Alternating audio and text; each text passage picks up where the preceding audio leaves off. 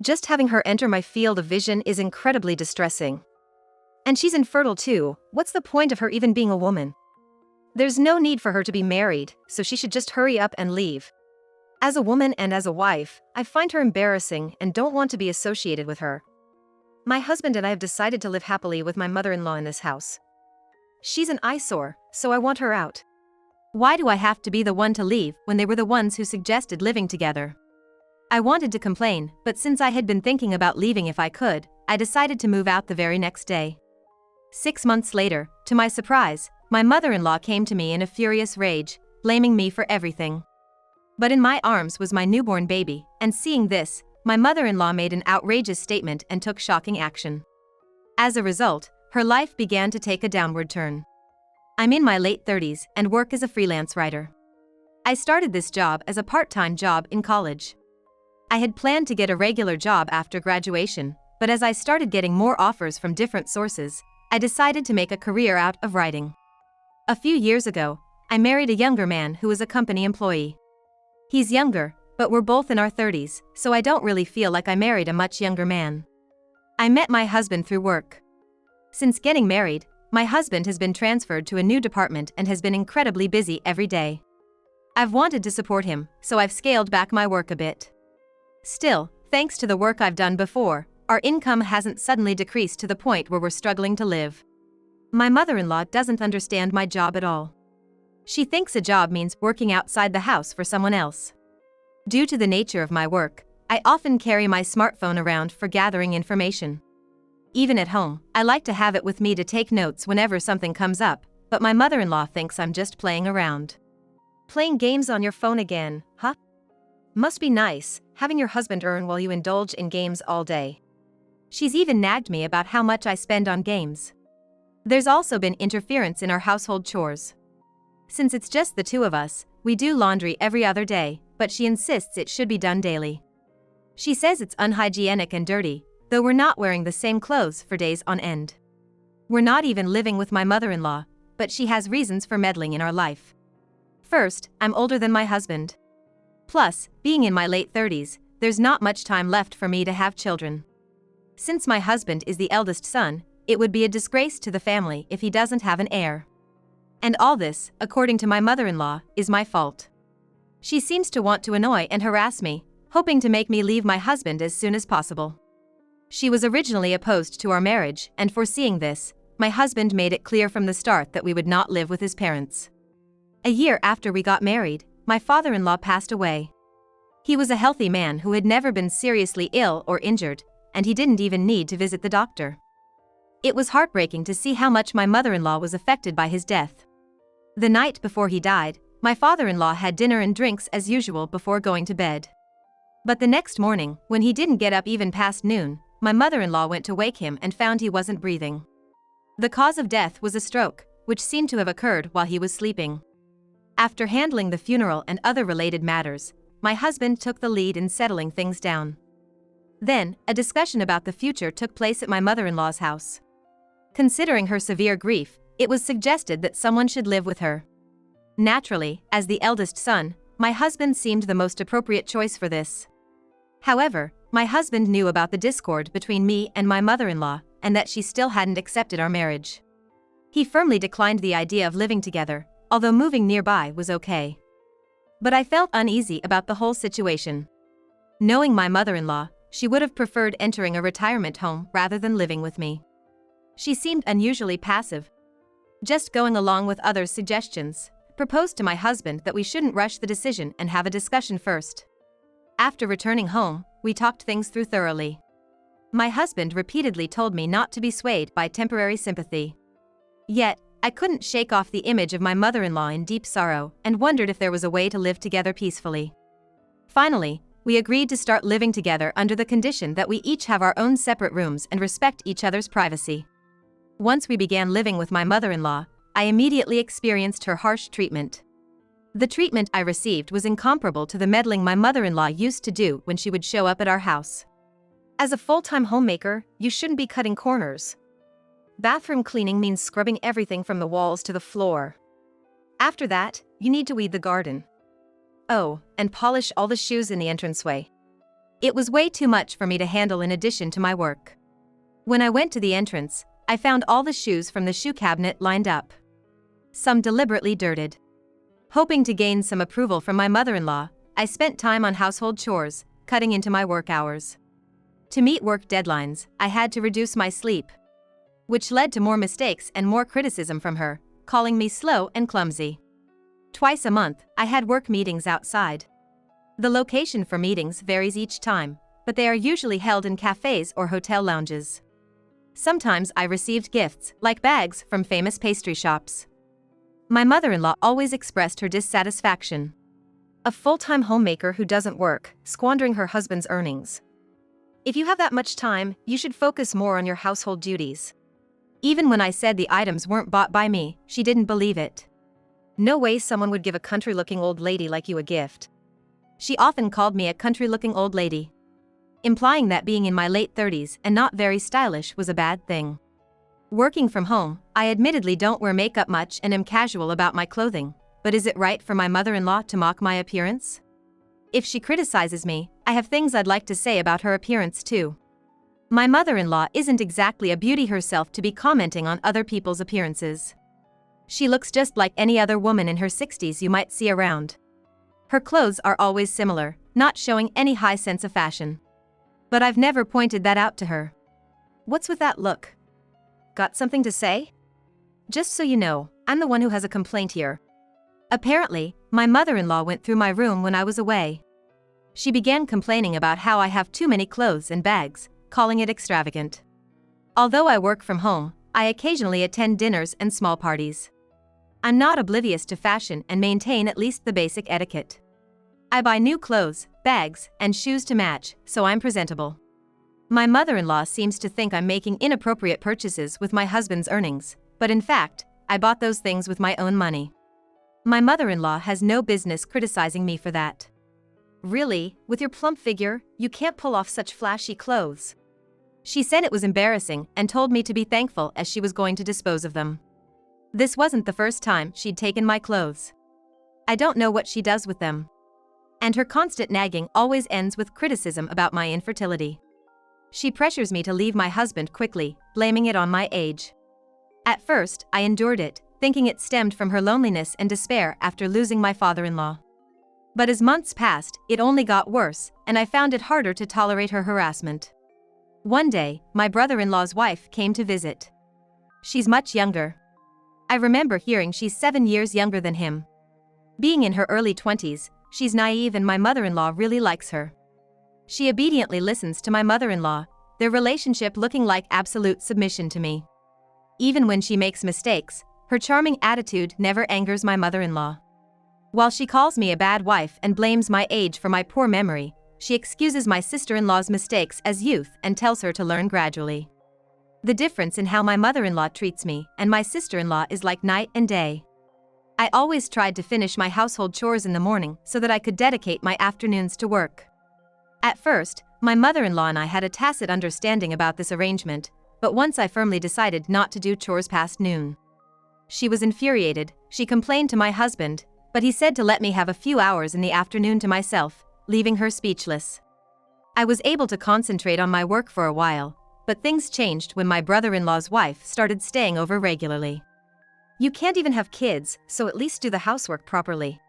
She kicked and broke my room's sliding door. Oh, it's all your fault. You didn't come out when called. I'm going to tell mother-in-law that you broke it. Soon after, my mother-in-law burst into my room, yelling loudly. Getting plump because you're holed up and not doing chores in the afternoon, how audacious. She grabbed my hair and dragged me out of the room.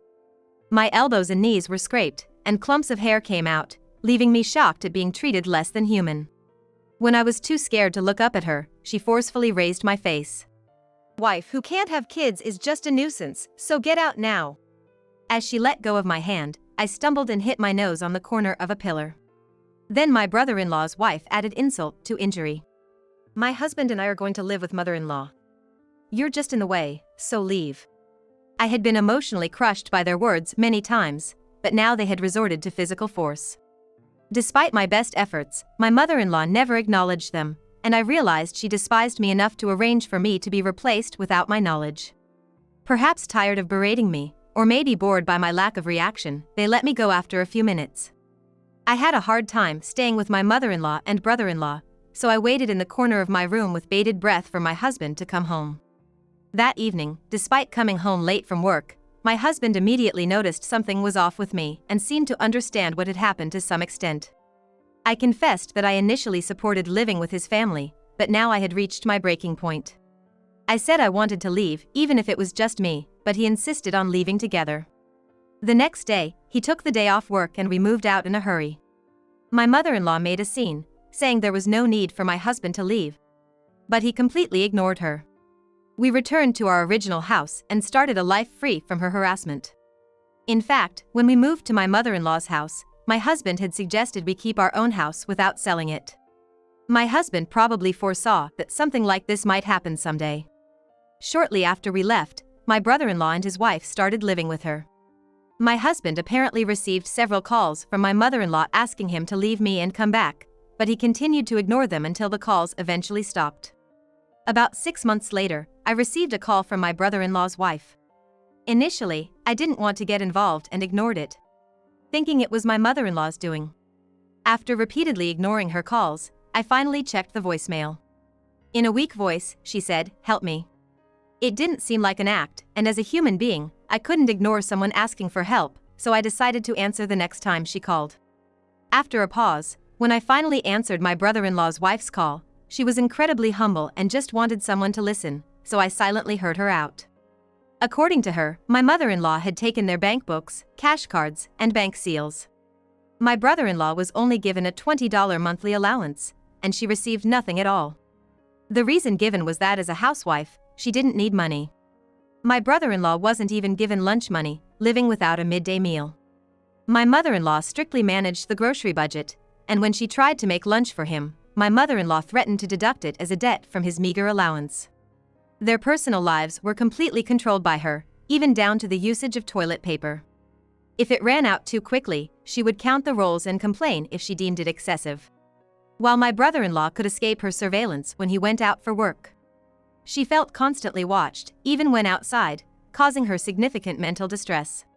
My brother-in-law, who has always been meek and unable to stand up to his mother since childhood, remained the same even as an adult. She cried, describing their life as a living hell, both financially and mentally. Listening to her, I thought my mother-in-law was living the same way, but apparently, that was not the case. My mother-in-law seems to be controlling my brother-in-law and his wife's bank accounts and spending the money as she pleases. While they were struggling, she even indulged in luxurious meals. Moreover, she intends to have them look after her in her old age, pressuring my brother-in-law to work harder and even telling his wife to do piecework if she has time to sleep. Initially, I thought I would just listen, but hearing about their worse-than-imagined situation, I began to feel sympathy for them. However, the pain they caused me through their harassment is still vividly etched in my memory.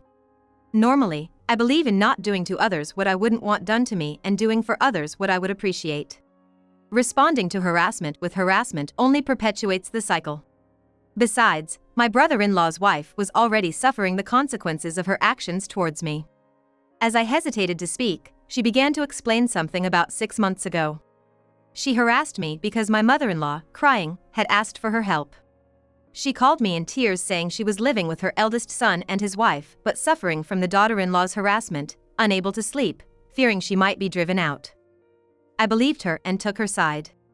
Initially, she felt I deserved it, but seeing my mother-in-law treating me harshly and causing injuries, she became scared. Believing that I would take revenge on her in her absence or attack her in her sleep, she followed my mother-in-law's instructions, now deeply regretting her actions. She endured her current situation, fearing for her life, believing only my husband and I could help her.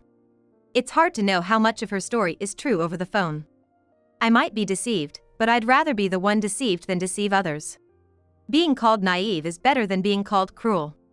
With that thought, I decided to help my brother-in-law and his wife. I figured they needed financial assistance to move out and start a new life. Waiting for my husband to come home from his busy job, I told him about the call. I then told him that I had decided to provide financial assistance. My husband suggested using our joint savings for the financial assistance, But since I had made the decision without consulting him, I insisted on providing the funds myself and refused to back down.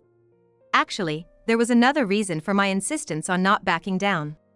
It was also because I wanted to prove a point to my mother-in-law, who had constantly ridiculed and belittled me. 3 days later, my brother-in-law and his wife successfully escaped the mother-in-law's house.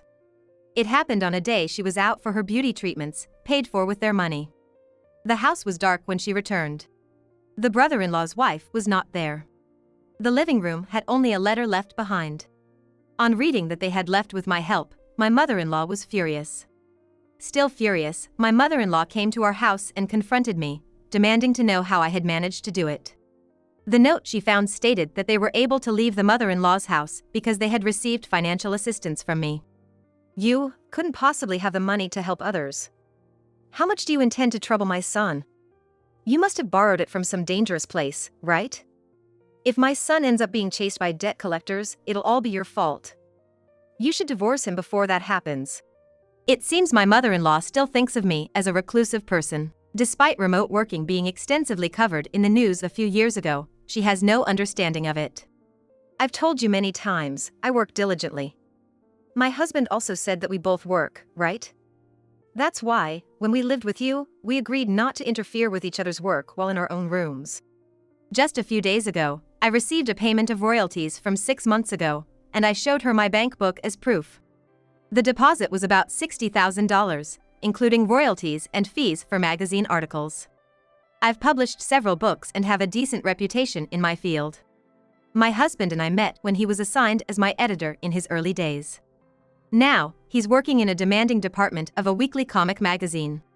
Even when we went for our marriage introduction, he introduced me as the first author I was in charge of, but my mother-in-law, disliking that I was older, never paid attention, only thinking about driving me out.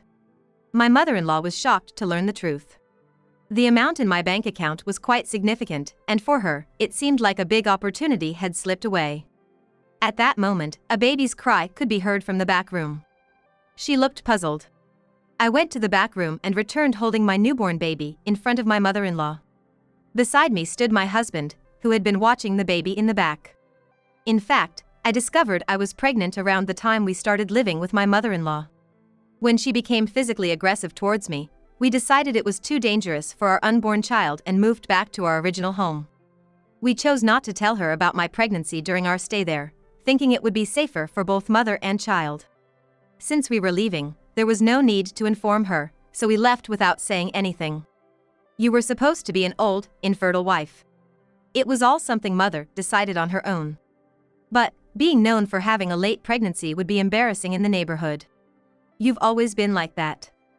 Believing even the slightest rumor, buying boxes of expensive water that you didn't understand. Remember how much debt Dad incurred because of that. My mother-in-law interrupted my husband, claiming she had forgotten about the past. Then, completely ignoring our feelings, she demanded that we return to her house with the newborn baby. She even said it was a great relief that my brother-in-law and his wife had left. I'll pass, thank you. Are you planning to take over my account next for your extravagant lifestyle? I'm not working to satisfy your personal desires. I agree. Don't show your face here again. I grabbed my mother-in-law's arm and pushed her out. She cried and made a fuss, asking us to reconsider, but when my husband threatened to call the police due to the disturbance, she finally left. She tried several times to persuade us to move back in with her, but I firmly refused, and after calling the police due to her persistence, she never came back. With my husband and brother-in-law no longer available to rely on for money, it seemed she had resorted to using the inheritance left by my father-in-law. As I mentioned before, due to falling for the sales pitch of a neighbor, my mother-in-law impulsively bought expensive water in bulk, depleting much of my father-in-law's inheritance. They had land and a house, which might have been just enough to shelter them from the elements. However, my mother-in-law couldn't stop her luxurious lifestyle and quickly squandered my father-in-law's inheritance. Not satisfied, she continued to accumulate debt by borrowing from credit cards and financial institutions without the means to repay. The debts were so massive that they couldn't be paid off just by working decently, resulting in the loss of the family home that had been in my father-in-law's family for generations. The house, being old, didn't sell for much, so they had to sell the land as well. They managed to pay off the debts, but only a few $1,000s remained. With this money, she rented a shabby apartment and was forced to work hard despite her old age. Having never even held a part-time job and with her nasty disposition, she struggled at work, often isolated and continuously making mistakes. She returns to an apartment where no one is waiting for her. Living a lonely life without even basic appliances like a microwave, eating cold, discounted ready-made meals once a day. Apparently, after being disowned by us, she desperately sought help from my brother-in-law and his wife. Unable to find where they lived, she ambushed my brother-in-law at his workplace, only to be chased away by security guards thinking she was suspicious. Later, I received a call from my brother-in-law's wife, who was very grateful for our assistance in escaping the mother-in-law's house. Since then, we began talking over the phone about various things. I had always thought she was favored by my mother-in-law, but it turned out she too had been a target of harassment until my husband and I got married. While she wasn't controlled to the extent of having her bank book seized, she was constantly interfered with even in trivial matters. Then, my brother-in-law personally visited my husband to express his sincere gratitude, and since then, our families began to have a closer relationship. 3 months later, when my brother-in-law's wife found out she was pregnant, she became even more eager to have a close relationship with me, wanting to hear about my parenting experience. She was very grateful for the advice from someone who has been through it. Hearing this, I suggested to my current editor the idea of writing an essay about my experiences with childbirth and parenting. I received a very positive response, so it looks like I'll be quite busy moving forward. Balancing parenting and work is challenging but enjoyable. My days are very fulfilling. My husband says that while his current department is rewarding and offers good income, he has heard that children grow up quickly, so he has submitted a transfer request to a department that is more understanding of family priorities. These days, I'm constantly reminded of how lucky I am to have such a wonderful husband and family.